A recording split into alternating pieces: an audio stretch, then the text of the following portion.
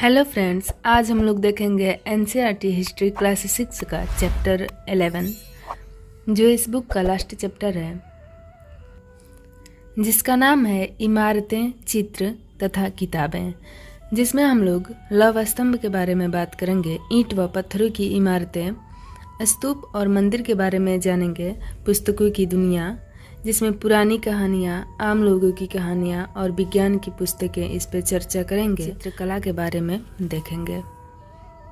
एक बार आप लोग किताब में चैप्टर जरूर देख लें ताकि आप लोग अच्छे से समझ पाएं। इसमें सबसे पहले बात करते हैं स्तूप का, जिसका शाब्दिक अर्थ होता है टीला या ढेर। धातु मंजूषा के बारे में बात करें तो बुद्ध या उनके अनुयायियों के शरीर के अवशेष रखे जाते थे, जिसे धातु मंजूषा बोला जाता है। प्रदक्षिणा पथ परिक्रमा पथ कहलाता है, जो वृत्ताकार मार्ग होता है। वेदिका प्रवेश द्वार होता है। मंदिर की बात करें तो गर्भगृह महत्वपूर्ण भाग होता है। मंदिर में गर्भगृह महत्वपूर्ण भाग में मुख्य देवी देवताओं की मूर्ति रखी जाती है। मंडप यह सभागार होता था जहाँ लोग इकट्ठा होते थे। मंडप एक सभागार होता था जहाँ लोग एकत्रित होते हैं। महाबलीपुरम के एकाश्मक मंदिर एक विशाल पहाड़ी को तराश कर बनाया गया था, इसलिए इसका नाम एकाश्मक पड़ा है। आगे देखते हैं पुस्तकों की दुनिया, जिसमें हम लोग शिल्पदिक्रम के बारे में बात करेंगे, जो एक तमिल महाकाव्य है और इसके लेखक कवि हैं।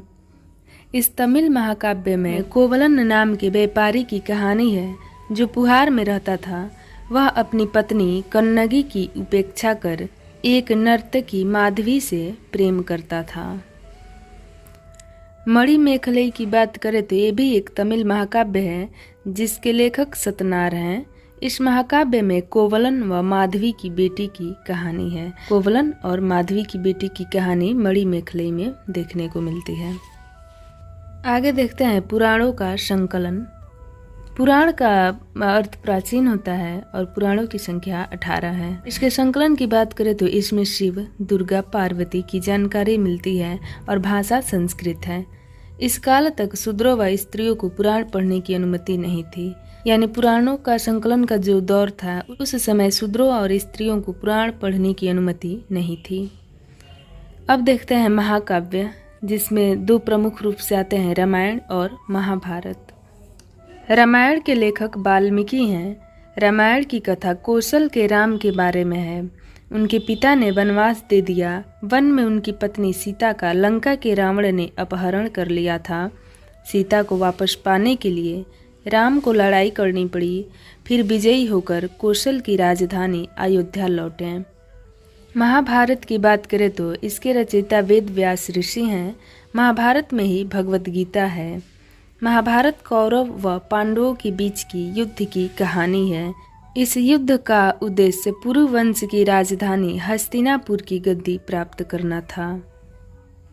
अब बात करेंगे विज्ञान की किताबें।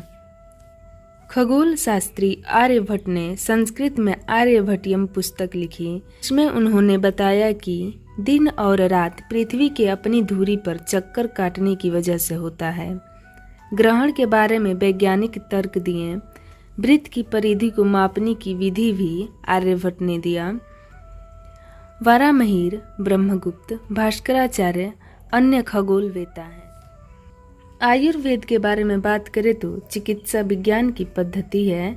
प्राचीन भारत में आयुर्वेद के दो प्रसिद्ध चिकित्सक हुए, जिसमें एक हैं चरक और दूसरे सुश्रुत।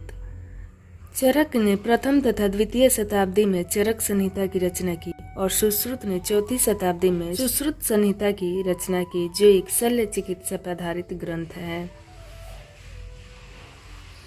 अब देखते हैं लौह स्तंभ, जो दिल्ली के मेहरौली में स्थित है। कुतुब मीनार के परिसर में खड़ा यह लौह स्तंभ, इसकी ऊंचाई लगभग 7.2 मीटर है, वजन 3 टन से अधिक, और इसका निर्माण लगभग 1500 साल पहले हुआ था।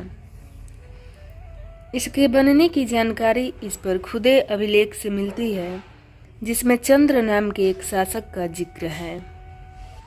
तो एनसीईआरटी क्लास 6 का चैप्टर लास्ट था ये, जो कंप्लीट हो चुका है।